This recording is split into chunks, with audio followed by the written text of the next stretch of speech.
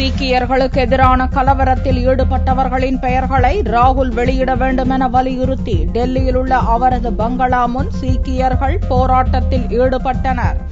காங்கிரஸ் துணைத் தலைவர் ராகுல் அண்மையில் அளித்த பேட்டியில் சீக்கியர்களுக்கு எதிரான கலவரத்தில் சில காங்கிரசார் ஈடுபட்டதாக ஒப்புக் கொண்டார். அதையடுத்து கலவரத்தில் ஈடுபட்டவர்களின் பெயர்களை ராகுல் வெளியிட வலியுறுத்தி ஜனவரி 30ஆம் தேதி அன்று டெல்லியில் உள்ள காங்கிரஸ் கட்சி தலைமையகம் முன் சீக்கியர்கள் கருப்பு கொடி போராட்டம் நடத்தினர். இந்த விவகாரத்தில் தங்களது போராட்டத்தை தீவிரப்படுத்தியுள்ள சீக்கிய அமைப்பினர் டெல்லியில் உள்ள ராகுல் வீட்டை திங்களன்று காலை முற்றுகையிட்டனர். சீக்கியர்களுக்கு எதிராக கலவரத்தில் ஈடுபட்டவர்களின் பெயர்களை வெளியிட வேண்டும், கலவரம் தொடர்பாக சிறப்பு புலனாய்வு குழு விசாரணைக்கு உத்தரவிட வேண்டும் என்று வலியுறுத்தி சீக்கியர்கள் கோஷங்களை முழங்கியதால் பரபரப்பு ஏற்பட்டது. தங்களது போராட்டம் இத்துடன் முடிந்துவிடாது என்றும் அடுத்த கட்டமாக பிரதமர் மன்மோகன் சிங் வீட்டு முன் போராட்டத்தில் ஈடுபட போவதாகவும் போராட்டக்காரர்கள் அறிவித்தனர். 1984ஆம் ஆண்டு இந்திரா கொலையை தொடர்ந்து டெல்லியில் நடந்த கலவரத்தில் ஆயிரக்கணக்கான சீக்கியர்கள் கொல்லப்பட்டனர். கலவரத்தில் தன்னுடைய பங்கு எதுவும் இல்லை என்றும் அதனால் தான் மன்னிப்பு கோர மாட்டேன் என்றும் ராகுல் பேட்டியளித்தது